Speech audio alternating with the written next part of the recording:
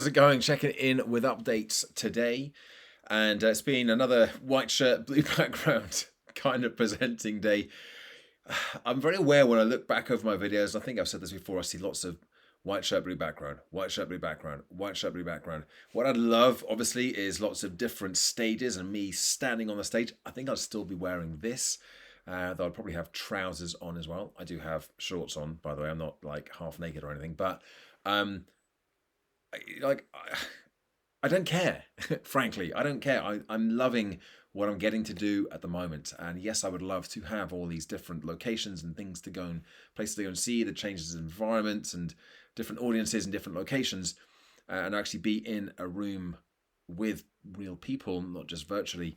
I'm actually quite happy with the way things are at the moment. Ready for change by all means, but it's still very much embracing Zoom land that we are still very much currently in. So today I was presenting again.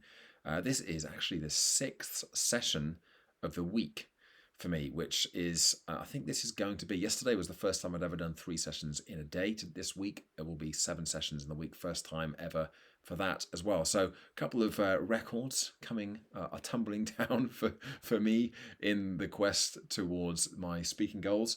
So that's all very positive. I hadn't even really thought about it. It's just the way things have happened, and obviously the way things have been booked in. But the kind of the main thing, I guess, from today, the observation that I've got, and the thing I want to talk about in this update, this check-in, is about sort of reflecting on sessions and in particular on engagement. So we ran a session earlier on as a group of graduates, early apprentices as well, and it's a group that I've worked with before, and we had a couple or three very kind of vocal people in the group. There's only about 20 or so in the audience. All cameras were off, which seems to be sort of the way now, and that sort of is a challenge for engagement. But it's, I'm quite relaxed about it now instead of trying to insist on people getting their cameras on. But we had a couple of very vocal people who were engaging and sharing their insights, and it really kind of added a lot to this session. And then towards the end, it was about a 2.5 hour session, a couple of breaks throughout, talking about values, goals, beliefs. So quite a deep, thinky session, but very applicable, very tools based, especially for the workplace. It became kind of apparent that there were probably a few people who maybe had something to say, but just weren't really saying it. Not because they weren't getting a chance to, but because it was just easier not to. And I think we see this anyway in any sort of training environment. But it's just easier to make sure everybody is understanding and everybody is contributing when you're in an actual classroom. So it brought up that balance or that discussion at the end with one of the organisers, like, well, how do you get that balance, especially when you have got the restrictions of cameras off and so on. And so actually it worked quite well. We had that discussion about 2/3 of the way through, and in the final third, then was able to sort of bring in and ask questions of some of those who hadn't spoken already, following a breakout room where they had a very specific task that they had to think, something they had to discuss and think about. So I'd actually specifically asked those who haven't spoken yet to come on and contribute to the rest of the group, and they were absolutely fine doing that. There was nobody worried, nobody kind of mumbling and stuttering, stumbling over their words. It's just their default, I suspect, would have been to just been quiet. And you know what? That's my default as well.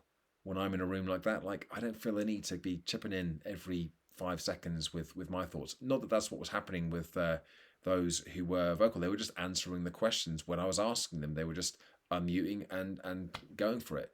So it was brilliant that we had that energy and that engagement. But it was I guess it was a learning point for me to make sure that we're creating opportunities for everybody to contribute, not just on the chat, but actually vocally as well.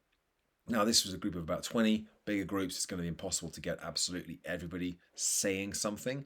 And I think breakout rooms are a great way of doing that, because then you're in a smaller room, smaller group, less pressure, easier to actually have that conversation, to share your own bits and actually almost stand out more if you're not saying something. So it tends to be lower pressure, easier to get that. So I kind of rely on breakout rooms in those scenarios to get everybody engaging and talking and really bought into the content, and making sure that they are understanding it as well. So I guess it's linked in with this discussion and this point I've been talking about recently about content versus conversation. How much, where's this balance?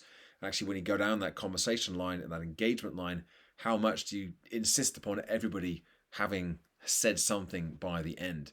Because I really don't think that that's necessary, but I also do agree that it's probably the default for more people than should be is to just leave it be and let those who are quite happy to talk do the talking, and we'll just sit back. But then I think we miss out on some of the potential kind of embedding some of that learning with this part of the audience there. So I'm keeping my little red book at the moment where I'm reviewing all of the sessions that I deliver and thinking, well, how can I improve that?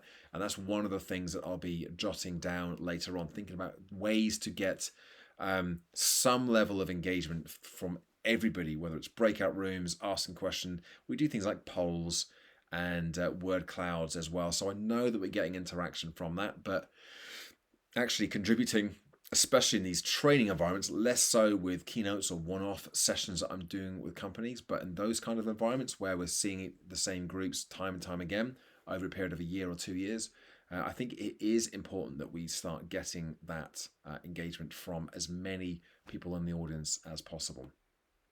So a good learning experience for me today. I felt the session is one I've delivered a few times now, probably the best delivery that I've had, the best quality conversations around the topics as well.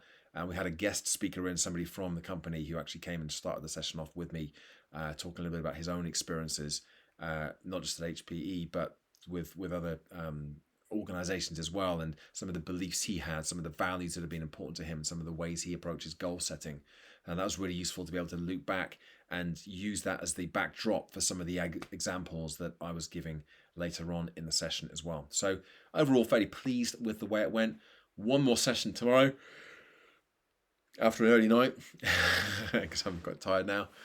But tomorrow's session is a sort of a check-in, a Q&A, a recap for the first Salesforce cohort that I took through the program starting from a couple of months ago. So less prep work for that one, but I still need to be able to kind of present something back to them. So that'll be, as I said, a bit of a recap.